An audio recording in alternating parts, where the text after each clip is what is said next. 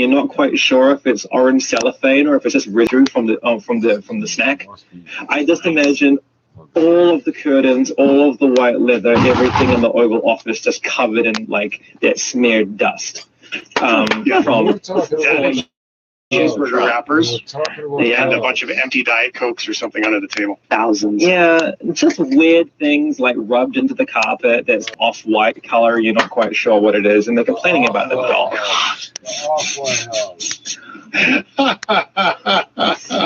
All right. Sir Christopher Gilbert, the International Dispatch. Wow. But why? Thanks,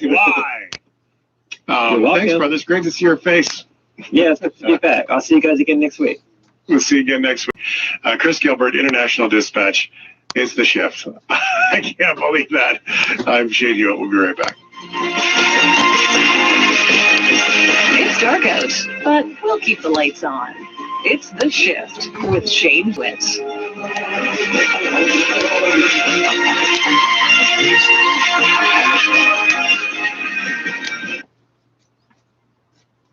Not trying to be a hero or a martyr. I just want to help get this thing cleaned up. One thing I'd like to know, Gary. What's that? What made you get started on this stuff? You seem like a kid that has everything you want. You don't look like a kid who'd fall for it. Who knows? I'd give you 1,000 reasons. They still wouldn't add. I guess I just wanted to be top man all the way around. How'd you get on it? Started lushing it up in the tea and the heroin. That's the way it runs, isn't it? Most of the time. I didn't figure I'd ever be hooked. Thought it couldn't happen to me. Well, now you can be. How long you had the big habit? About 6 months. Chippied with it about the same time before then. Where'd you get the money? And then, guess we had to get to that. That's right. Where'd you get it? Well, I got some kids pushing this stuff for me. Worked for a while. Wasn't enough. By that time, the kids were hooked themselves. I was the only connection they had. They had to do business with me or do without it. Yeah. I told them that if they couldn't pay me in cash, I'd take merchandise. They'd bring it. I'd sell it. That way we both came out all right. They got their H, I got mine. You mean you got them to steal, that it? Yeah, I guess so. I never asked where they got the stuff. I just took it and sold it. That and the stuff they sold for me, I made out. These kids pushing H for you? No. Well, they're shoving tea. I sell it to them for 4 bits a stick. They get up to $1.50 for it. You know where they peddle it? No, I never asked. All I was interested in was if I got mine. All right, give us their names, will you? Guess that's the only way, huh? That's the only way. Okay, I'll give them to you. How about your connection? Who's he? Guy named Jack? Jack who? I don't know, honest. I really don't. Where'd you meet him? Drive-in downtown? Where? Drive-in to corner Reno and Vernon. How do you set up the meet? I just go in there between 10 and midnight, park the car and order coffee. He comes over to the car. You mean that he's always there at that time, huh? Usually is. So your only source? Yeah. Anyone else pushing it around there?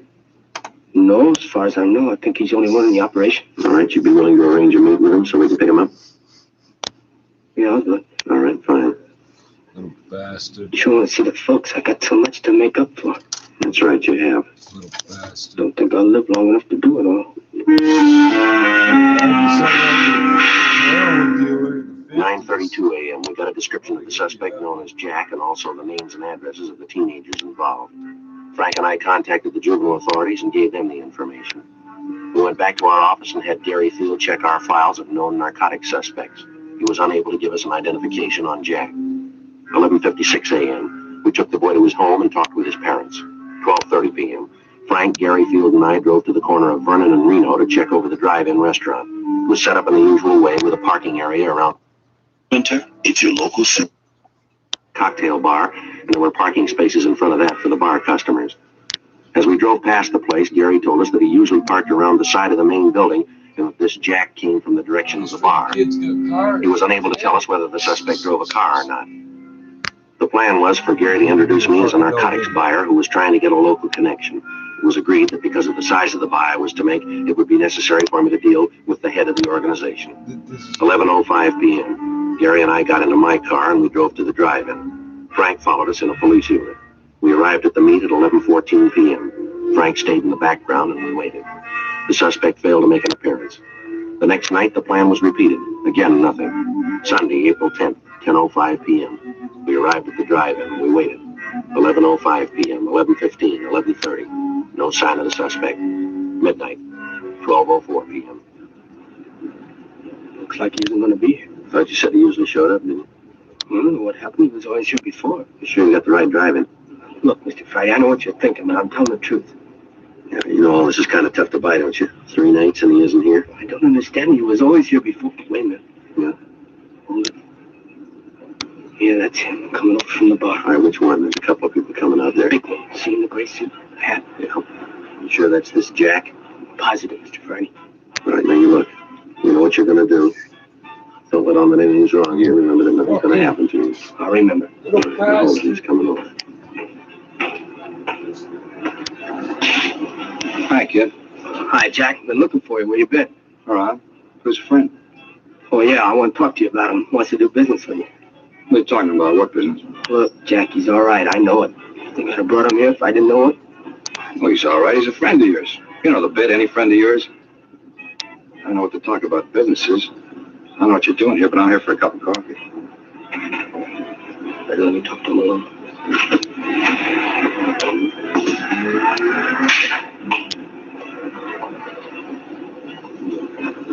What are you trying to prove, bringing the guy here? Who is he? Friend of mine? I told you once, I told you 1,000 times. Don't ever bring nobody with you. Haven't I told you, huh? Oh, yeah, but he's okay. He wants to make a buy, a big one. Crazy kid, you told him about it? Look, he's okay. I know it.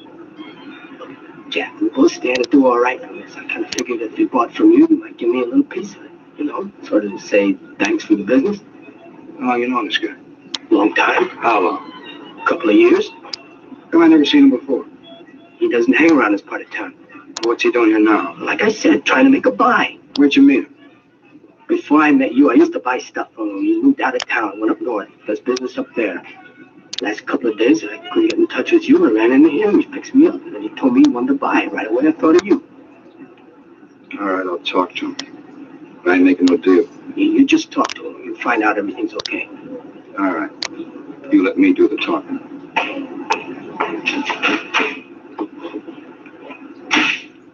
Joe, this is Jack, the fellow I was telling you about. Right. Hi. Kidder tells me you're down on business, all right? Yeah, I'm looking around. Nice place, L.A. A lot of business to do here. What line you? Whatever pays me. Where you from? Up north. Mm-hmm. How long you known Gary here? Now you listen to me. I haven't got all night to stand around here and guzzle the stale coffee with you. The kid told you what I want. Now it boils down to one simple question. You want to do business or don't you? Going kind of fast, aren't you? I haven't got a lot of time.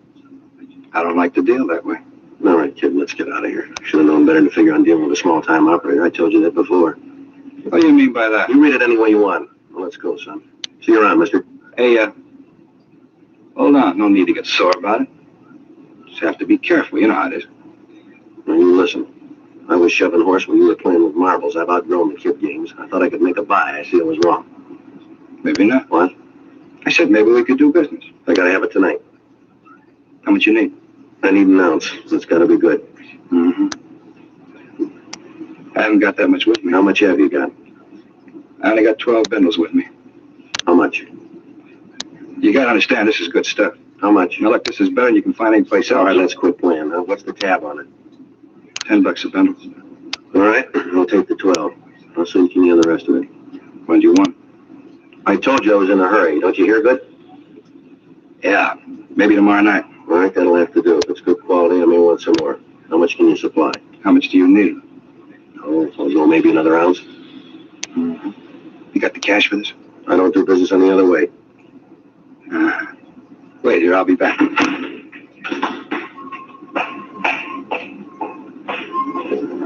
It's all right, isn't it, Mr. Frank? Yeah, Gary, everything's fine. You see where he's going? No, it's too dark. Don't you worry about it. Frank will see where he goes. I'll be glad when this is over. All right, hold it.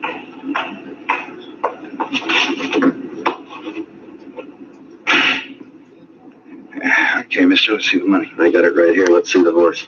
You got it? It's all right. Here. You don't mind if I count this? No, go right ahead. It's all there. $120, isn't that what you said? Just to make sure. Yeah. 50, 70, 90, 110, 120. Yeah, right, it's all here. Mm-hmm. Want to see you tomorrow night, huh? Yeah, sure.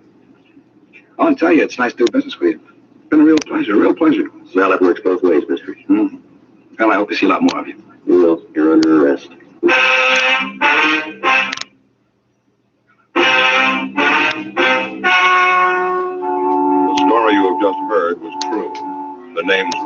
to protect the innocent. On July 29th, trial was held in Department 89, Superior Court of the State of California, in and for the County of Los Angeles. In a moment, the results of that trial. Now, here is our star, Jack Webb. Thank you, George Fenneman. In 1952, American smokers bought more Chesterfields than ever before in the history of the industry. Today, sales... In general, he's dealt with a lot of it. And then, a blonde-haired, blue-eyed mother who had never had experienced anything like that and lived in and continues to live in this kind of world, which, to her, it makes sense that we are all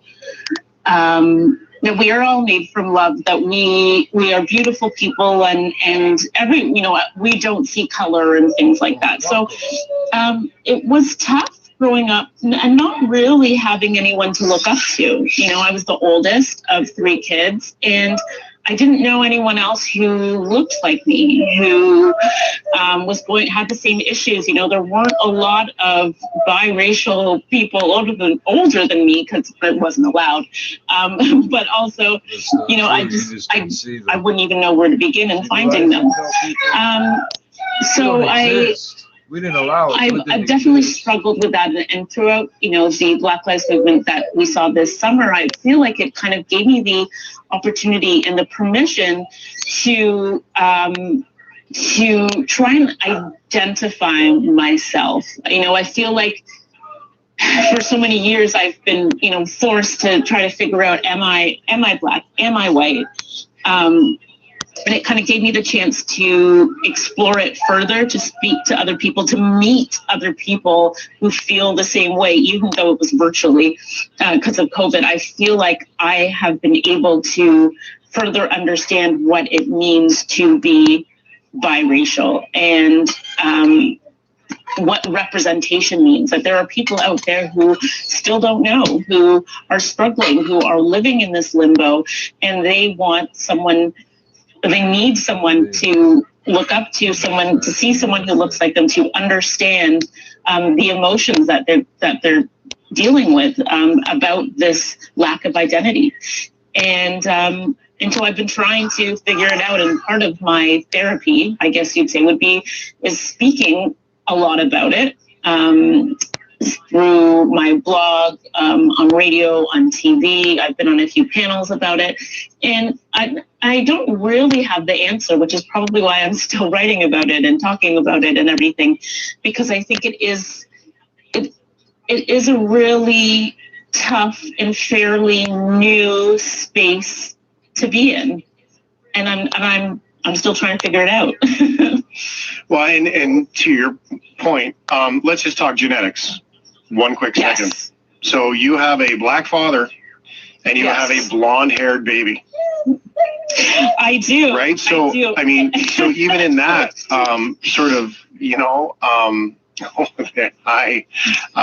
Natalie has a brand new baby just a few months ago. How old are we now? He's 5 months old. 5 months, hey? Because that's when I first met you. It was like 3 weeks after that, I think. Yeah, I had just had him. Oh, so good. Yeah, but I mean, this is the reality of what this looks like in today's world. And so most people, I would imagine, won't even think twice about sort of... First, largest selling blended cigarette. Having dinner as a family. At the same time, though, how do you explain to your babies that, hey, just so you know, your family history, even 2 generations ago, was something that was quite frankly frowned upon, and that's what built this family, is that kind of love. Yeah. Well, my kids are still so young, but my oldest son, who is 4, he's in JK, and he has started asking questions and about skin color, and he asks, my husband took him to meet or to see a friend or something, and he said, oh, what color skin does he have? And my husband said, I find that so odd that that's a question that he asks. And I said, well, I don't, because it's something that he is aware of. They would talk about Black History Month at school, and when he was doing virtual school, I heard him say my granddad has black skin and my mummy has brown skin. And one of his classmates said to me once, "Oh, I knew you were Charlie's mom because you have brown skin." So it's something that I think kids are aware of from a really, really young age now. And so it is something that we need to address. It's tough right now because with COVID, I can't really take them to large gatherings where there's going to be a big Caribbean population, or that side of our family will be there, or any side of any family. We're not really getting together. So I'm really limited to, and I shouldn't say limited, but we're looking at books and TV, and there's a thing called Buy Us boxes, and they're absolutely phenomenal. And it comes with a whole bunch of resources for kids different ages that address race or gender, and basically the fluidity between all of those things. And I got one for my youngest, and it has things like looking at the emotions of a child's face. That's something you work on with toddlers. How does this baby look? But for those faces, using children that are Black, so when he sees a face, it's something he doesn't necessarily associate the color of skin with, with a particular emotion. I know that sounds very confusing, but no, it actually sounds really clear. In fact, I think it's quite magical when you think. That's not just for your kid; that's for You everyone. don't think he was in on it? Yeah. We do. When why am I here? There's nothing I can tell you about the holdup. Only what I heard from Tom, what I read in the No, news. you can tell us a lot more, Garvey. We didn't bring you here just past time of day. Tom was slugged and his sample case of stones were taken. That's all I can You're tell. a liar, mister. What? You engineered the whole thing, we know it, and so do you. Was it something?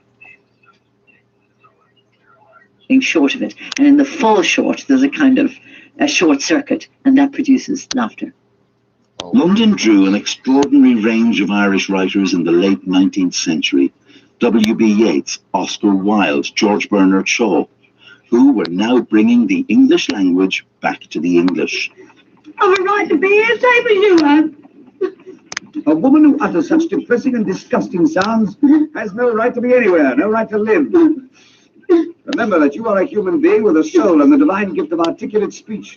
Your native language is the language of Shakespeare and Milton and the Bible. And don't sit there crooning like a bilious pigeon. Let me introduce myself. Bernard Shaw. Not unlike his creation, Henry Higgins, the author of Pygmalion, the Irishman George Bernard Shaw, was even recruited by the BBC to lecture the English on how to speak English. The first thing I must impress on you is that there is no such thing as ideally correct English. Oh. No two British subjects speak exactly alike. Oh, fuck you. I am a member of a committee established by the British Broadcasting Corporation for the purpose of deciding how the utterances of speakers employed by the corporation should be pronounced, in order that they should be a model of correct English speech for the You just British said it Islands. didn't fucking matter. Yeats, Wilde, Shaw were figureheads of an Irish literary presence in Britain that endures to this day in the work of novelists. So vast now. When we have adoption, we have interracial relationships, mixed race children, same-sex marriages. When it comes to what we look like, I feel like, and as you said, my blonde hair, blue-eyed child looks so much like my father, but they both have completely different looks. You wouldn't automatically look at them and say those two are related, but yet they are. Yeah. So let's say my father goes to pick up my son from school, they're not going to say, "Oh, you must be Jamie's grandfather," right? And I think that's a little bit of a part of the problem, because our biases, and I know we've spoken about biases on your show, and is that our biases have taught us to learn a certain way and to see things through such a narrow lens that we haven't allowed ourselves, we need to teach ourselves to look at the other possibilities. I mean, I started doing this even, walking, someone will drive past me and, they turn a corner too fast or whatever. And I start to get mad. And then I think, okay, so if I'm trying to unlearn a bias here, how can I apply this in this particular situation? I'm sure that I have done this exact same thing while driving. And Kenneth Tyson. It's an enrichment not only in terms of language, but it's a simultaneous enrichment in terms of consciousness. Take the corner too fast. And this person may have a similar issue. Fuck off. It's You're responsible for a robbery. We can prove it. We're giving you a chance to make a statement. It's nonsense. Is it? Of course, people following me, checking everything I do, where I spend my money, where I send my kids to school. What's it all about? It doesn't make any sense. All right, Mr. Garvey, we've said it before. We can wait it out as long as you want. Look, let's get this thing straight. Let's go back to the beginning and take it step by step. That's fine. The holdup was last fall, wasn't it? Sometime in October. October 7th, Monday, 5:20 in the afternoon. All right, now just what am I supposed to have done? None of your vague references about a new coat for my wife or where I send my kids to school. Let's have some facts. Joe? All right, Mr. Garvey. You went to work as a jewelry salesman for the company 10 years ago. Your friend Tom Ashley, the victim, started the same year. The two of you have been pretty close friends. That's right, I told you that. I'm going to skip the rest of your background for now. 2 weeks before the robbery on September 24th, you had a meeting with a Kenneth Tyson who we met in the cafeteria on South Broadway. Tyson's 19 years old. He lives with an older sister. He works in the gas station on Olympic Boulevard. He's done some work in your car for you. That's how you got to know him. Yes, I think I remember the boy. I don't know him well, though. I don't recall the meeting. You know the boy very well. At the time of the meeting, you promised him $1,000 if he'd hold up your friend Tom Ashley. Big killer. Tyson agreed to it, and you briefed him on the plan. The following day, you gave him a gun. 32 caliber Smith & Wesson, serial number 36274. Nonsense. Where did you get that information? Tyson? Well, he's lying. Believe me, if he told you that, he's lying. Is he the one who robbed Tom? October 7th, at your direction, he was in the parking lot behind the Hunter Crosswell building. Tom Ashley came out to get in his car. He had his case of sample diamonds with him. Tyson held him up, slugged him, took the stones, and got away. Of course, it's obvious Tyson's trying to say I put him up to it. He's trying to get out of it that way. Afraid not, Mr. Garvey. Boy couldn't have carried off the holdup by himself. Well, of course he could. It's obvious he's trying to cover up. There were 6 people in the company you worked for who knew that on Mondays Ashley always took the case of sample diamonds along when he made his calls. Only on Monday. You were one of the people who knew that. I suppose you've considered the other 5 people. They were all checked out at the time. They were all cleared, you along with them. But I'm not clear anymore, is that it? This young hoodlum Tyson, you're willing to take his word over mine? After the robbery, he took the case of diamonds to you. That was the next day. You paid him $500 and promised him the other $500 when he got rid of the stones. Oh, I suppose I've gotten rid of them, or do I still have them? 2 months after the holdup, he contacted the fence up in San Francisco. You drove up there and sold him some of the stones, and he broke them up and sold them. We know who he sold them to. We know what he got for him. Well, this Fence, he's supposed to be another good friend of mine. You're still doing business with him. His name's Fred Lawrence. Who went on me? I don't know any Fred Lawrence. Can't even recall the name. Well, maybe this will help you, Mr. Garvey. Listen to a little tape recorder. It's Wheel 4 in the name. Yeah, I think so. They're all labeled there right on the back of the Yeah, I do. Well, what's all this about? Phone conversation, Mr. Garvey. One of the things we reported from your office. I told you about it before. Let's see. This one was on March 18th. I always thought wiretapping was against the law, or do you pay any attention to that? I didn't tap your telephone line. We recorded everything from pictographs we installed in your store and back in your office. They started recording the day you moved in. That was the 1st of March, wasn't it? I don't know why you're telling me. I can sue you for that, you know. I can sue you for your last dollar. All we're concerned with right now is Fred Lawrence. You say you don't know. I'll tell you, listen to this. This was recorded March 18th in your office. Okay? Here we go.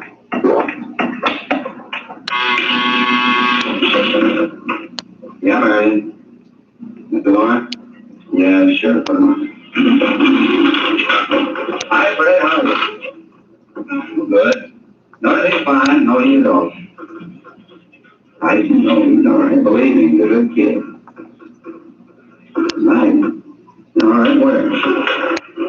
No, I don't know. It might not be so good if you're sitting down here. Only 8 o'clock, 8:30. Okay, fine. Go to 8:30 tonight. Right, bye. Bye. Mr. Garvey, you recognize that?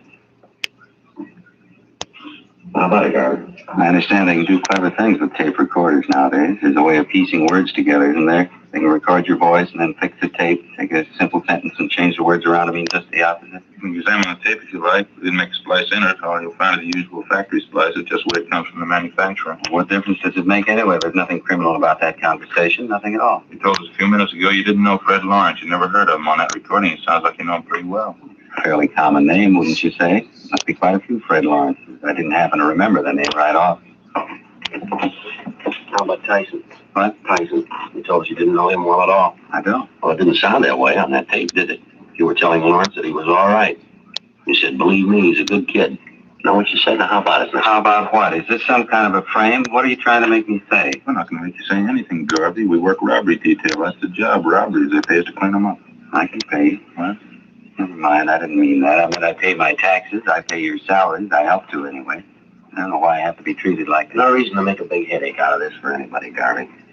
Now, you engineered a holdup. We can prove that. We're giving you a chance to make a statement. That's all we want here. I've got nothing to say. Make a statement about what?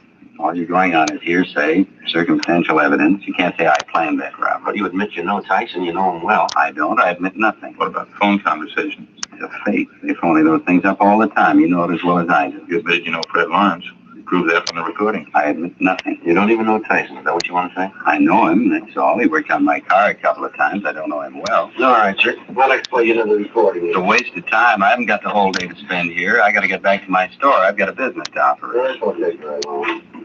Yeah, here we are. April 5th. A lot of foolishness anyway. How do I know you made those recordings? You could have gotten actors. Maybe you made them up yourself. There weren't any dictographs. You make those things. There were dictographs, Mr. Garvey. Remember, before you moved into that new suite of offices, you had them redecorated? Yeah. There were sound technicians from our crime lab out there working side by side with the painters and carpenters. They installed dictographs in your store and back in your offices. They bugged the entire place. Wiretapping. I'll bring this into court. It's the last thing I do. Look, now, we already told you, Mr. Garvey, it's not wiretapping. We didn't touch your phone lines. We didn't have to. Invasion of privacy.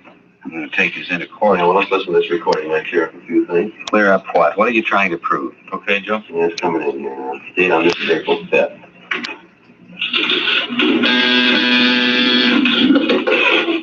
Yeah, Barney. Oh, Tyson? What, does he know I'm in? Yeah, okay, send him back.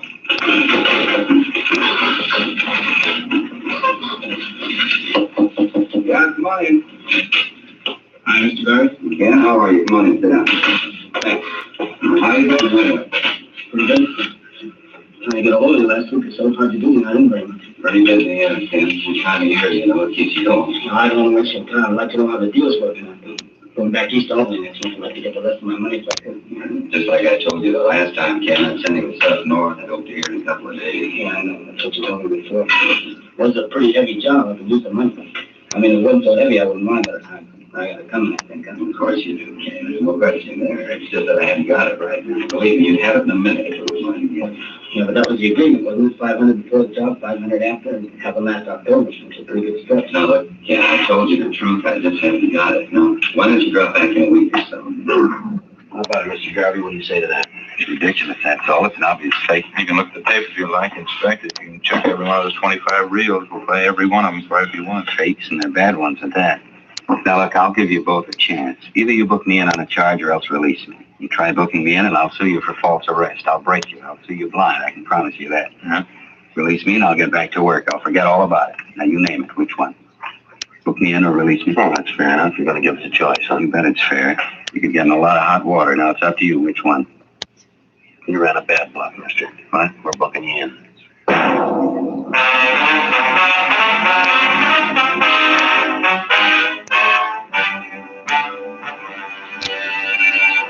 You are listening to Dragnet, authentic stories of your police force in action.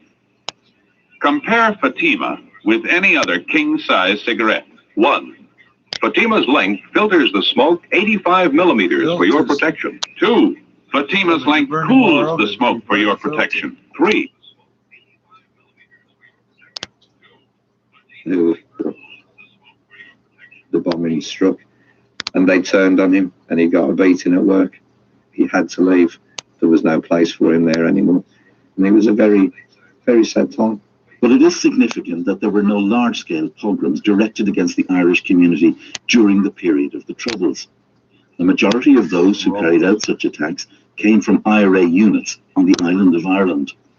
And Irish influence in media, entertainment and business continued to grow despite the IRA campaign. The Irish community in Britain was no hotbed of revolutionary activity.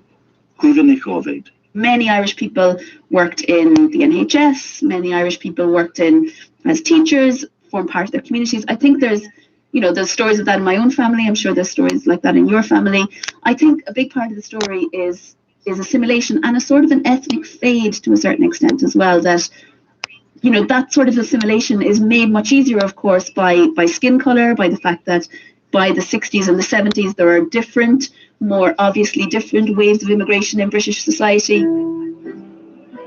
The IRA campaign did change modern Britain, but the story of the Irish and politics in Britain is more complex. It's also one of enduring influence in the constitutional sphere.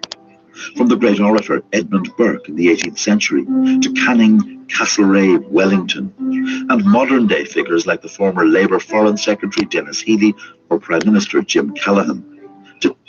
Instead of having somebody kick the back of your seat, then the guy in front of you. Irish history at Oxford University and traces the Irish influence on British politics through the centuries. So there's that level of elite politics and the back and forth across the Irish Sea.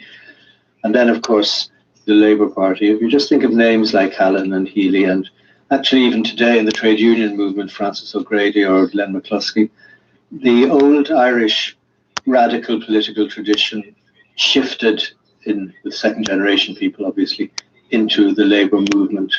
So you have this Irish presence, I think, in British politics at all levels, which is partly a function of emigration and immigration into Britain, but partly also a function of the fact that the life and blood issues of Irish politics impact so directly upon.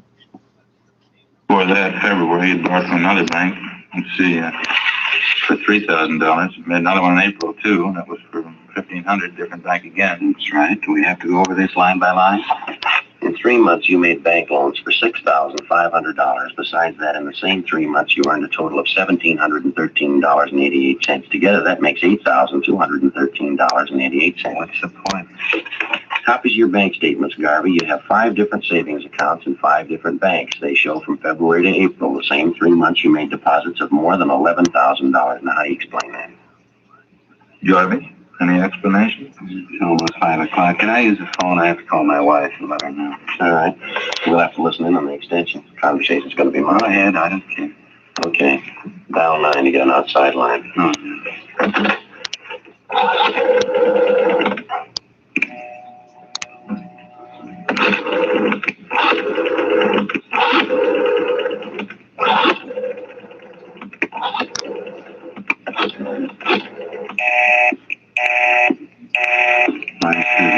Quarterstaff is there for exam, Garvey. I see him. You want to give us an explanation? You only get $8,200. How could you bank $11,000? It had to come from somewhere, didn't it? Purely a personal matter, that's all. I borrowed $3,000 from a brother of mine who lives back in Minnesota. You'd already made 3 loans. Why'd you have to borrow from your brother? You mind telling us? Yes, as a matter of fact, I do. Well, that still doesn't balance the books, Mr. Garvey. You earned and borrowed $8,200. You got another $3,000 from your brother. You say that's $11,200. You banked $11,000. Yes, that's right. You always have to repeat. That'd leave you with $200. You and your family lived for 3 months on $200. Is that Why not? That could easily be. A lot of people do it. Yes, but not your family. I'm getting sick and tired of this. You're trying to tell me you know my family better than I do, what they eat, what they spend, what it takes to support them. We've been on this thing for 9 months, Garvey. We've put in a lot of hours. We know your family pretty well. If you'd like, I'll tell you the last time you ordered steak from the meat market when you paid your gas bill, the last time your wife bought a pair of shoes. I guess this is standard procedure for you. I'm threatening people. Not threatening you, Mr. Garvey. We're giving you facts. Another file. It took us over a month to get this one together. Complete record of your expenses from February 1st. Covers February, March, April, May, June. I hope the police department has a good lawyer, Sergeant. You've got a fair one. You say you and your... I'm sorry, go ahead. I hope the police department has a good lawyer, Sergeant. You've got fair warning. I'm going to sue you for your last dollar. Now, you say you and your family lived 3 months on $200. That doesn't jive with what we've got here. Take a look if you want. It was Lies, forgeries, it's all lies. I promise you. Photostat of the receipt for your wife's coat, Garvey. $1,612.34. That includes the tax paid in full. Photostat of the contract for your new car, down payment $2,000. Liquor bill for the big party you threw in March 20th. Liquor bill $387. Catering bill $194. Full year's check for tuition, room, and board for your kids at the private school you sent them to, $1,864.07. That's only the beginning, Garvey. Come to a lot more than $200. Have you heard enough? I better try to get my wife again. I have to let her know. Dad, you handle extension. Yeah. All right, go ahead. Down there to get outside, Garvey. Yeah, I know.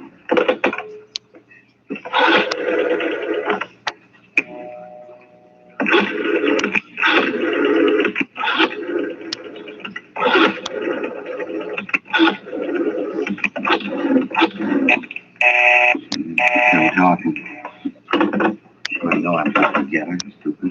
Well, wait a couple of minutes. She'll get through. Gabbing on the phone all day long. Gab on the phone and play cards. That's all she ever does. Got some more figures here for you, Garvey. Be a good idea if you hear them. Bills for 2 more parties you threw last month. Food bills. Why do you have to keep pushing that stuff at me? So you've been sneaking around, finding out about my personal affairs. That's supposed to be good police work, is it? This is the You kind of carried off a robbery, Garvey. We're giving you a chance to make a statement. Why should I? What for? Give you a statement and have you twisted around, incriminate me? I haven't had anything to do with this kid Tyson. I better try that call. No, well, down line first. I know, you told me.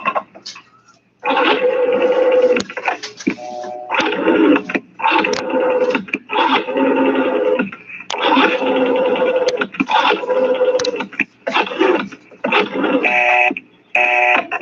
the matter? What's the matter with her? Stupid. She ought to know I'm trying to get her. What's the matter, Garvey? Don't forget down line.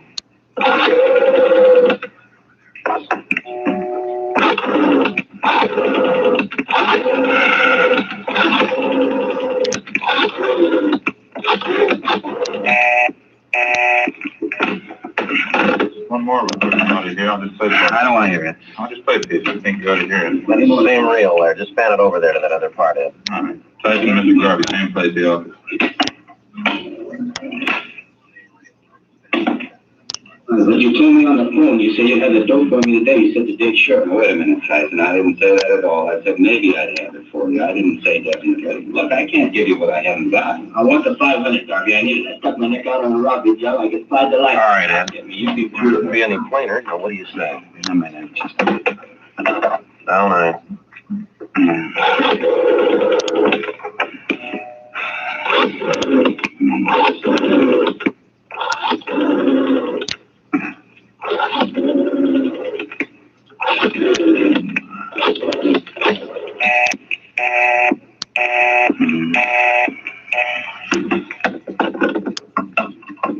She was never satisfied. She never could be satisfied. Always more. She always had to have something else. How do you mean, your wife?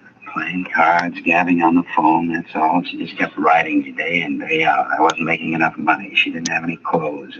Kids ought to go to a better school. We ought to have a new house, on and on. I ought to go in business for myself, make money, lots of money, same thing, all the time. Talk, talk, talk. There's only so much you can take. You figured the robbery would solve the problem, is that it? I guess so. I would have tried anything just to shut her up, get her off my back for a while. I guess you got Tyson out, the other man too, Fred Lawrence. Yeah, they were picked up this afternoon. Lawrence at the airport, Tyson on a show downtown, all 3 all at the same time. What about your wife, Garvey? She know you planned this robbery? I didn't tell her. I think she knows, though. Pretty sure she does. Maybe she'll be satisfied now. Lousy money. She had to have it. Didn't even leave me enough to pay off that kid Tyson. Private school for the children. Wall-to-wall carpets in the house. New dishwasher. New coat. New car. Everything. She just had to have them. You want to take me? Book me in? I don't care. All right. We'll stop off down the hall. Take your statement. Sure, I don't care. All right. Let's go. Okay. Hey, just a minute. Huh? Yeah. Only take a minute.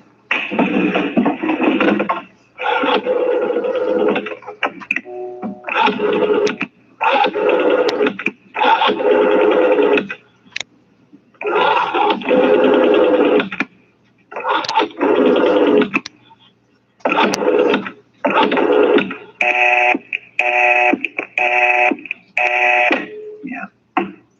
That's what I figured.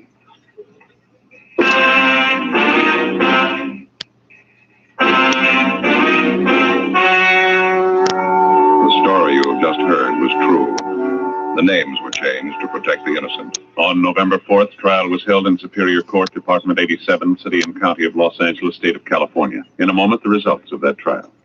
And now, here is our star, Jack Webb. Thank you, George Fenneman.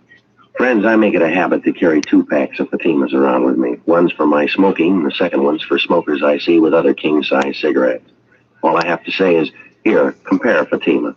I know they're going to be sold on Fatimas the next time we meet. How about comparing Fatima yourself? You'll find Fatima's length filters the smoke 85 millimeters, cools the smoke, all for your protection.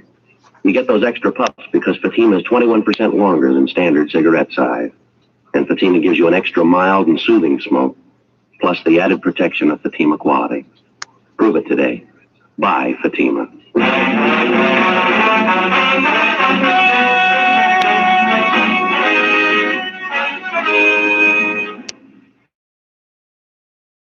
Ernest W. Garvey and Kenneth Tyson were tried and convicted of first-degree robbery, 1 count, and received sentences as prescribed by law. Fred Lawrence was tried and convicted of receiving stolen property, 1 count. First-degree robbery is punishable by imprisonment from 5 years to life. Receiving stolen property is punishable by a prison term of not more than 5 years.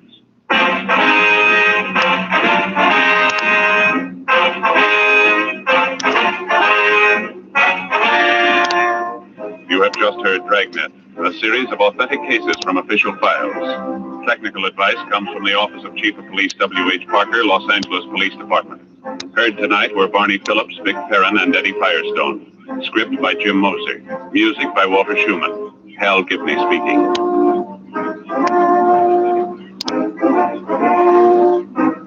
Fatima Cigarettes, best of all king-size cigarettes, has brought you Dragnet, transcribed from Los Angeles.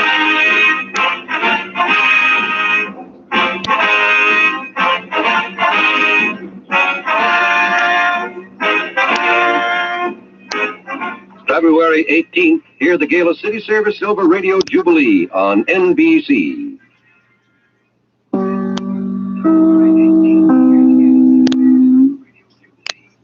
You're listening to Chin Radio AM 1540, the voice of multicultural Toronto, bringing you the latest updates on COVID-19. Stay informed, stay safe, and stay tuned to Chin Radio AM 1540.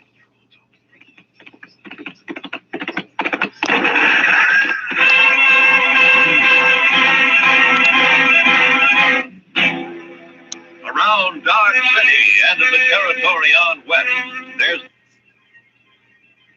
Health Minister Patty Hajdu, the Mayor of Windsor, says a decision by Ottawa to shift responsibility for the centre's funding from one government department to another resulted in $2 million in costs not being covered. Mayor Drew Dilkin says that means the city, which already pays to staff the centre, would have to take on additional costs it can't afford. He expects site usage to grow in coming weeks as the region welcomes thousands of temporary foreign agri-farm workers. Sentencing arguments have been delivered in the case of a Manitoba man who has pleaded guilty to 8 charges in a July incident at Rideau Hall. 46-year-old Corey Huron, who is a Canadian Ranger, rammed through a gate at Ottawa's Rideau Hall and then ran towards Prime Minister Justin Trudeau's home at Rideau Cottage, all while heavily armed. Crown Prosecutor Megan Cunningham told an Ottawa court that Huron's actions posed a serious threat to public safety and he deserves 6 years in prison, less time served. Defense lawyer Michael Davis asked for half that time, claiming Huron was a hardworking member of society before the COVID-19 pandemic, which caused him financial difficulties and depression. To sports, in the NHL, Dominic Cahoon scored twice as the Edmonton Oilers clawed out a 4-3 come-from-behind win over the Vancouver Canucks at Rogers Arena. Vancouver had a 3-0 lead late in the first period. Meantime, Josh Norris scored the shootout winner to give the Ottawa Senators a 5-4 home victory over the Montreal Canadiens. The Habs are now on a 3-game losing skid and have just 2 wins in their last 10 games. To the hardwood next, and the Philadelphia 76ers beat out the Toronto Raptors 109-102. And with the loss, Toronto sees its 4-game win streak snapped. From the Global News Desk, I'm Darren Bolins. Oh my God. Oh crap. Your news. Your contribution to the COVID kitchen party.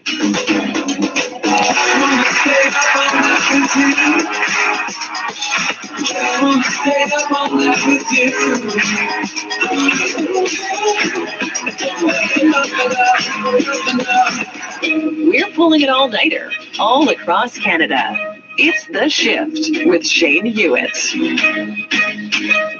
Even though it is officially Wednesday across this country of ours, here on the shift, Good News Tuesday-ish is a chance to share all of the good news, all the good news that we have that we didn't maybe recognize or acknowledge through the course of the day, and we just shared here in the shift. That's what we do. It doesn't matter how big or how small. 877-399-9898. It is Good News Tuesday. Maddie? Good news, everyone! It's about time for some good news. Oh, yeah. Tell me something good. Tell me something good. Even though it's like Wednesday morning and people are starting to get up and go to work and get ready for that stuff, it's still Good News Tuesday-ish here on the shift. And some text messages that have come in that we wanted to pass on. First of all, Rob, very good point. Annie Lennox, what a superstar. As we had Matt's song choices going up to the top of the hour, Missionary Man, Eurythmics, My Radio is Cranked from Trick or Dead. So that's good news. Good music with Good News Tuesday. Absolutely. Yeah. What a good, fine artist that Annie Lennox is. Hopefully she'll go far in this music industry. Good news! If somebody just gives her a chance, you know. I know, right? That's all it takes. Joanne sends in her good news. Good news, I'm a great aunt again. My niece had a baby girl just after midnight West Coast time. It's great to be great. Good news, Joanne. Another literal good news baby. Good news! Like this is the point, right? Like when you share good news, it does make good news babies.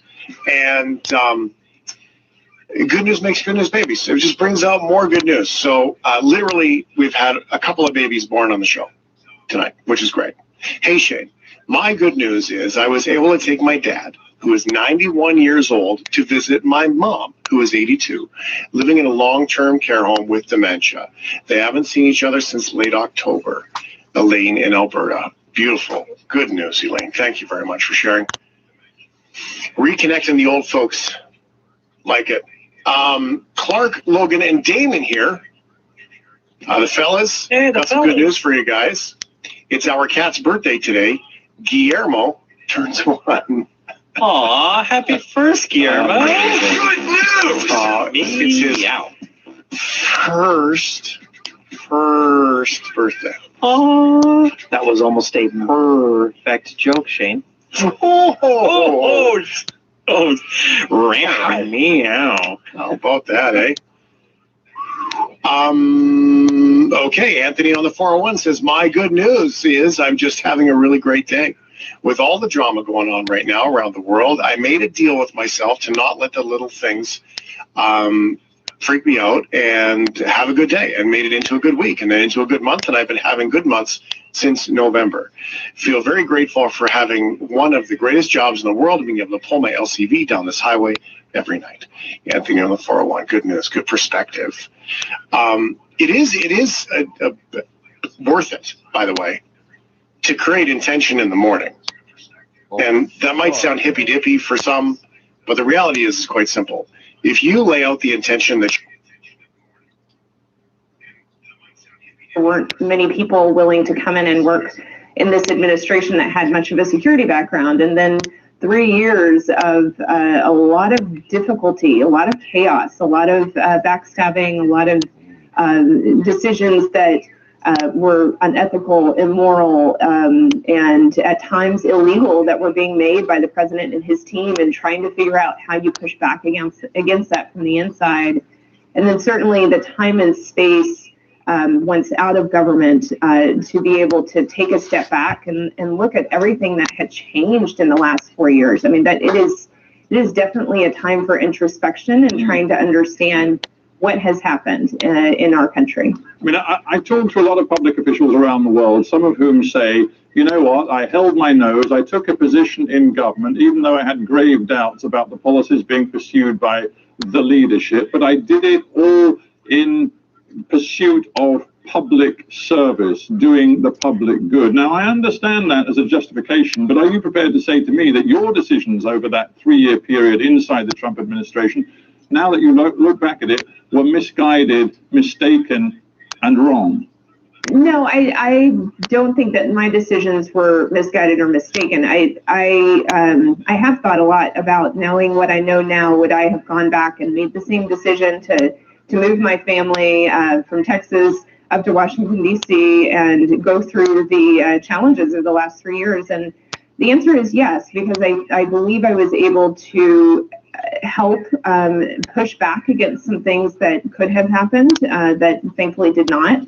And I was able to provide top cover to a number of civil servants, people within government that are there regardless of who the president is. And it was really important to make sure that they could continue to do the work that they needed to do to keep our country safe. So I don't regret the decision to come in, but it was, it is not something I'd like to do over.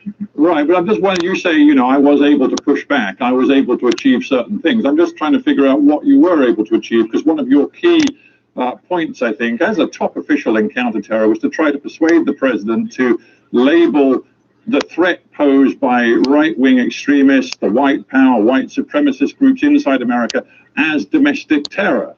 But he consistently refused to do that. And we saw him from Charlottesville when he suggested that there were fine people on both sides after a rally of white supremacists. He said that. When he dealt with the QAnon issue by saying that they were people who loved their country. You say you achieved some things and you pushed back. I'm struggling to see what you achieved at all. And that's totally fair, because there was a lot that was horrible about the last 4 years. So a couple of examples. During my tenure as Assistant Secretary for Counterterrorism, we built a program for prevention. And in the UK, you all have had efforts underway for countering violent extremism for over a decade. But in the United States, we've just been piloting and trying different things with varying levels of success. And we were able to go deep into study what was working, what wasn't, come up with a plan for a path forward, and take it to Congress. And we were able to build bipartisan support for prevention capability in our country, increasing the budget over 1,200% in a 2-year period, which in government budgeting terms, at least in the United States, that's like unheard of. So we were able to make progress at the level that we could control. What we couldn't do was get the president and his White House to take the threat seriously. So within the Department of Homeland Security, I would arguably say in other parts of the government, maybe at DOJ, at the National Counterterrorism Center, there were efforts to try to confront domestic terrorism, but we ran into roadblocks in terms of everything that we needed to do. But thankfully, the Biden administration is picking up where we couldn't make progress, and they are starting to make the progress that's needed. Right, but isn't the assault on the Capitol of January 6, 2021 proof that in your period from early 2017 through to your resignation in the spring of 2020, proof that you, as a counter-terror chief, focused on the internal threat in the United States, failed miserably? Because we now appreciate that during that time, all sorts of groups, you can call them the Proud Boys, the Oath Keepers, you can refer to QAnon, whatever. All of these groups were clearly organizing, they were strengthening, they were gaining a bigger membership, and the efforts that you made to control them and keep a lid on failed. See, I would respectfully disagree with that. I do think that President Trump inflamed what was growing before he got on scene and has exponentially grown since he got on there. But I don't personally feel accountable for not being able to control the president. The president was irresponsible. That's why I spoke out and said, look, we have been trying to raise the alarm about the growing threat of these groups. Not only is the president derelict in his duty in confronting this threat, he's actually aiding and abetting the enemy by making them stronger, by inflaming them with his grievance-filled rhetoric and quite frankly, monetizing it and campaigning on it. So I don't personally feel that I failed. I feel that my team and I did as best as we could given the constraints that we had. But there is no doubt that January 6th represents a failure for the United States in being able to confront this threat. But honestly, if you take Donald Trump out of the picture, if he had not claimed that the election was stolen, you wouldn't have January 6th. He is the linchpin behind what happened on January 6th. Now, you take him out, we still have a threat. We still have a lot of angry people who are believing that the election was stolen, and out of that come to the conclusion, a small percentage come to a conclusion that violence is then justified. There's such a cross-section here between the security problem and the politics of the moment, that I felt it was important to not only speak out during the election, but also to speak out after the election and help educate, especially those in the Republican Party, that your rhetoric matters. The way that you're viewing the election matters. It is having a direct impact on the people of the United States and how they're framing the election. And I'm not suggesting that anybody that voted for Trump is a violent extremist. It's nothing that obvious. It's that when you have such a large pool of people who are believing what we call the big lie, some small percentage of them may determine that violence is justified. So in that spirit of education, educate me, how worried should we as observers of the United States, and you as a citizen of the United States, how worried should we all be about the continued presence of these groups? I've already used some of their names. Proud Boys is one group we know of. Oath Keepers is another. They haven't gone away just because Donald Trump is now sitting in Mar-a-Lago in Florida. How worried should we be about their capacity to foment terror and violence in the United States today? I think we will be in a state of a heightened threat period for quite some time. I think there's kind of this weird factor with the pandemic. The pandemic gives people time and space to be online, to foment grievance among one another, and in some ways become more radicalized. But at the same time, it reduces the opportunities for you to carry out an attack because there's so few mass gatherings. So as we reopen, and as you presumably have more mass gatherings as the weather gets warmer, it will create opportunities, targets for an attack, but maybe also help us with reducing the radicalization as people start to feel like they're getting back to their normal lives. So it's kind of this mixed bag of, I do expect us to see more attacks this year than we did last year, but at the same time, maybe the pandemic waning allows us to help bring people, de-radicalize or off-ramp them, so that you're worried about fewer threat actors than we have to worry about today. We understand that. What you haven't mentioned, but seems to me really rather important, is conservative Christian evangelism. Now, let me get a little personal with you. Would you describe yourself as a Christian evangelist conservative? I grew up in as a conservative evangelical Christian.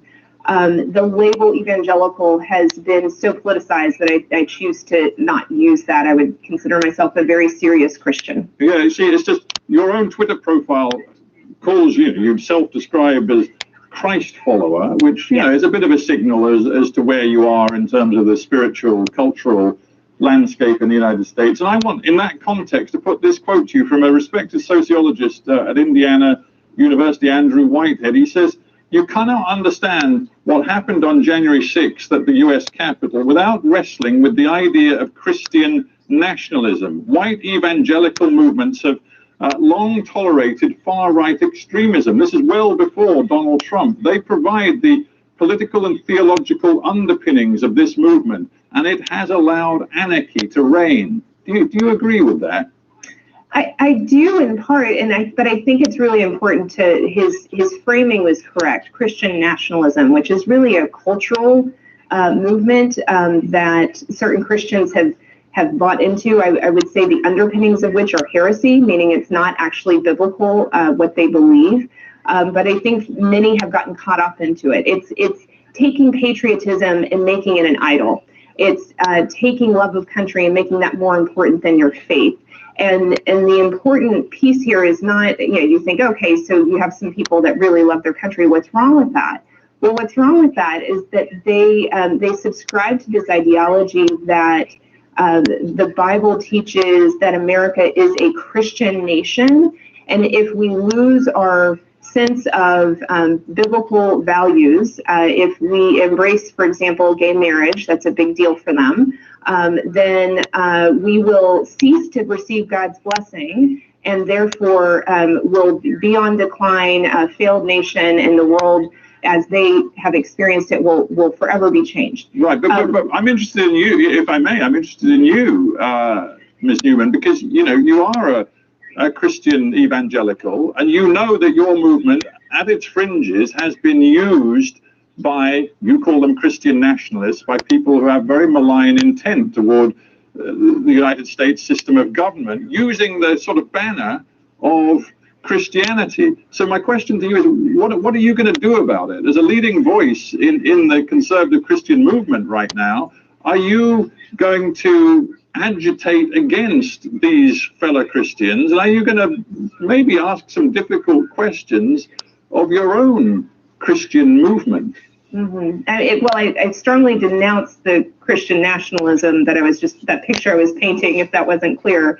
But I have been. I wrote an op-ed in the fall during the election to explain my own journey of coming to realize how some of these principles had kind of bled into conservative politics, and you just kind of assume that they're true, and then you kind of say, wait a second, that's not actually what the Bible teaches.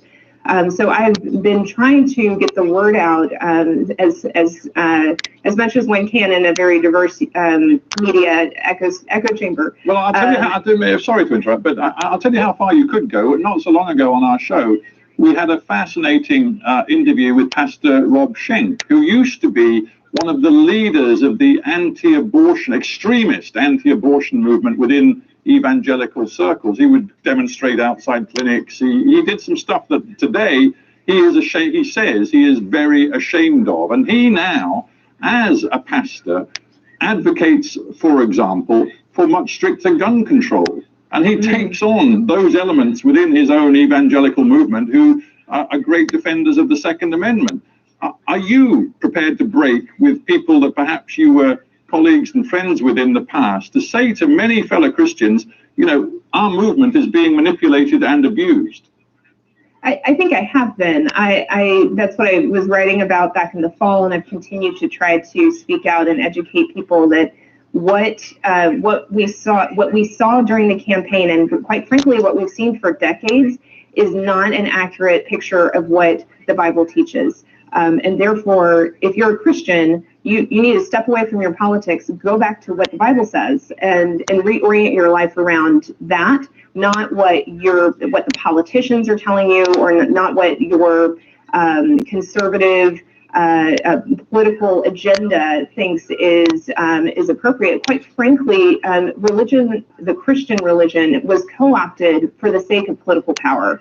And there have been any number of authors that have done just such an excellent job of tracing the roots of this back to the 50s. And it's been kind of fascinating for me to discover this in the last few months.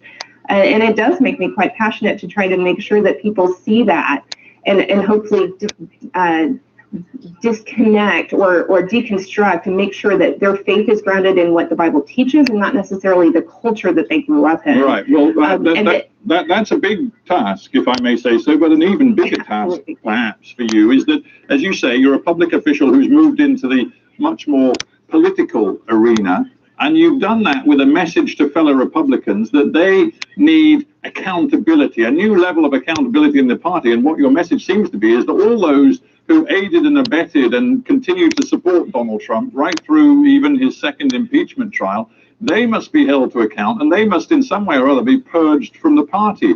Now, if one looks at the realities of the Republican Party today, still a vast majority of Republican voters say that they are sympathetic to Donald Trump and approve of him. You've got all of the senators, bar 7 Republican senators, who actually voted to acquit Donald Trump. Your effort to change the party and to get it to renounce Trump and the Trump movement is failing. Yeah, I mean, I don't know that any of us took this on because we thought it was going to be an easy fight. We took it on because it was the right thing to do. But you've got to have a strategy that gives you a chance of success, and right now you don't appear to have one. I'm, for example, confused as to whether your message is we offer an alternate vision for the Republican Party which Republicans can and will sign on to over time, or whether you're actually toying with creating a new center-right party and encouraging Republicans to leave what may be a fundamentally broken party. Which is it? Well, I think there are a couple of different activities underway. The one that I'm most directly involved with is the Republican Accountability Project. And that has a very narrow focus of elections. We're raising money to provide support to those members of Congress that did the right thing and voted to impeach and convict Donald Trump. We already know that Trump has promised to try to primary them in their next election. And so we're raising money. We have ads out thanking those members that did the right thing. And we likewise are going to try to hold accountable those that were the most egregious in participating in the big lie that led to January 6th. And those that even after January 6th insurrection occurred, continued to vote and advocate for basically overthrowing the election. So we're going to hold those members accountable. You're talking about the vast majority of both elected Republican officials and voters. I mean, you're basically calling for a purge of the party, which would destroy the party. I don't know that I buy that everybody is as Trumpian as Trump likes to think that they are. I think that the party is broken down into three camps, and there is no doubt the camp that I'm in is the most small. It's about 25% of us that previously or currently identify with the Republican Party that want to see something completely different, go back to principled conservatism. There is the Trumpian side, which is not nearly as big, but the true believers of what you would call MAGA, Make America Great Again.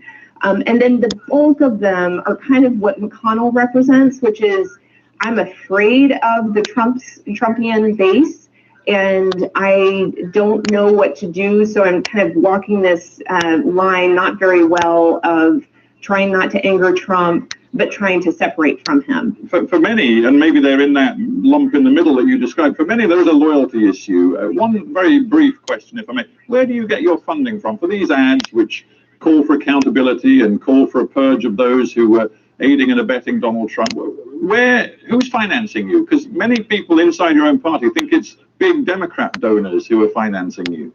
There are some other projects like the Lincoln Project, which we are not associated with, that did have a very strong Democratic donor base. That's not the case for us. There, believe it or not, quite a lot of Republicans that are willing to support the positions that we're advocating for. And we also allow for small donations, and we've seen quite a lot of those in the last few months because of the impeachment process and the news that generated. A final question then, and it's a big one, and it may be a difficult one to answer, but Donald Trump's not going away. We know he's going to be the star turn at the upcoming conservative CPAC conference. We know he wants to determine, define, and shape the party, not over the next 2 years, but the next 4 years. We even think he might want to run again. If he does, and if he continues to have this influence, and as you say, fan the flames of extremism, do you fear for greater violence, greater extremism and civil strife in the United States over the next 4 years? Yes, he has proven that his rhetoric leads to violence, not just January 6th, but there's any number of studies out there. I throw out one. ABC News found over 50 people in the last 4 years that were indicted or prosecuted for criminal attacks on people of color, immigrants, basically anybody that's a minority. And they cited the reason for their attack, Trump. You have the El Paso attacker is probably the most famous for that in his manifesto, using some of Trump's campaign language about a Hispanic invasion. This man, his rhetoric leads to violence. It didn't just happen on January 6th. It just was so symbolically obvious on January 6th. So sure, if he's going to stay on the main stage and you don't have responsible elected Republicans stand up against him and push back and say, no, we're not doing this anymore, we should expect to see more violence, which is extremely sad, and part of the reason why I feel like we still have to keep fighting. Even if it's a losing fight, it's the right thing to do. Elizabeth Newman, I thank you very much indeed for joining me on Hard Talk. Thank you. Thank you for having me. Distribution of the BBC World Service in the U.S. is made possible by American Public Media, producer and distributor of award-winning public radio content. APM, American Public Media, with support from Cabot Creamery, a farm family cooperative since 1919, crafting traditional cheddar cheese and offering kid programs like farm activities for the classroom or at home at cabotcheese.coop.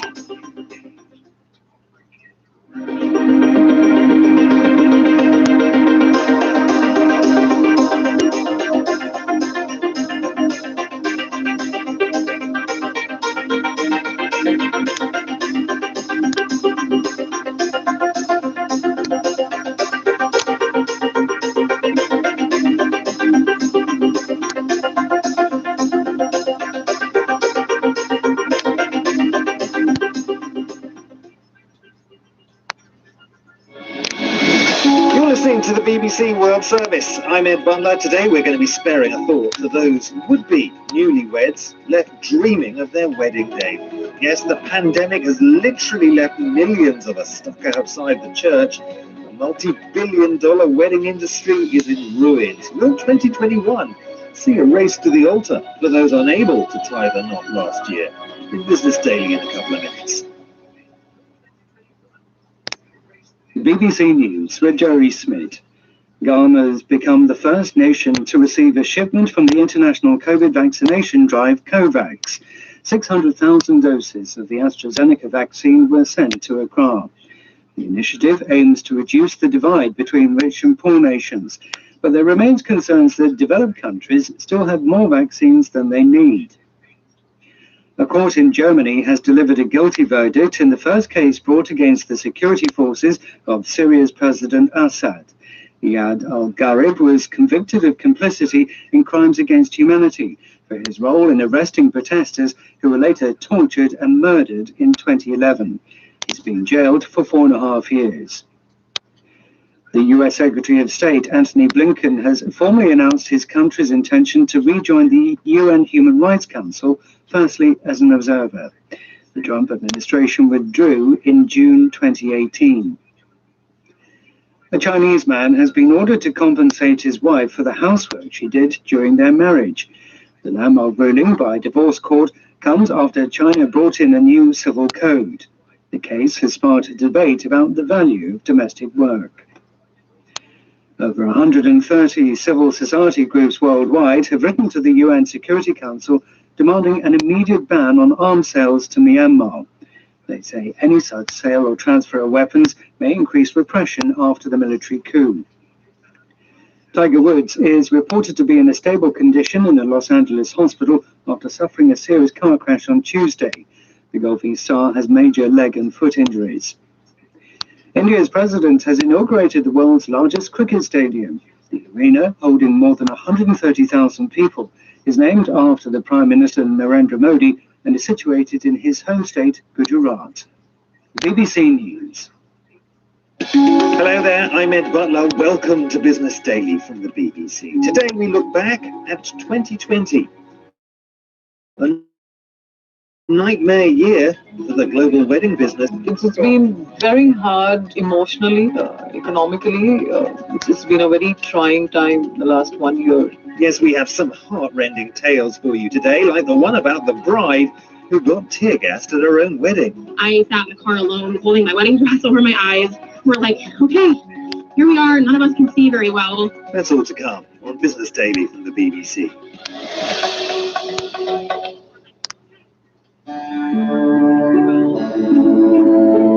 I'm Lauren Delgado. And I'm Patrick Delgado. And we got married on November 20th, 2020. But not in the way you thought you were going to. No, not at all. It was through a window and in quarantine. The COVID pandemic has thrown up all kinds of crazy stories. So let's just take some time today to honor a couple of them. First up, Lauren and Patrick. Based close to Los Angeles, California, they did whatever it took to tie the knot last year, despite facing some almighty challenges. Our original guest list was 175 people because we have really big families. And it was just going to be a normal party, ceremony, reception, having a good old time. And then the pandemic hit. So our wedding date was in November, and we were like, oh, this isn't going to last that long. Hopefully we'll be able to have our original plan. But then as time kept progressing, the number was going higher and skyrocketing. And so we decided to scale back. We had to uninvite our friends. About 2 months before the wedding, our guest list went down to 40 family members. And then I got super sick. Yeah, perhaps I should have said, Lauren works as a frontline nurse in a hospital. Just days before the wedding, she herself also contracted COVID-19.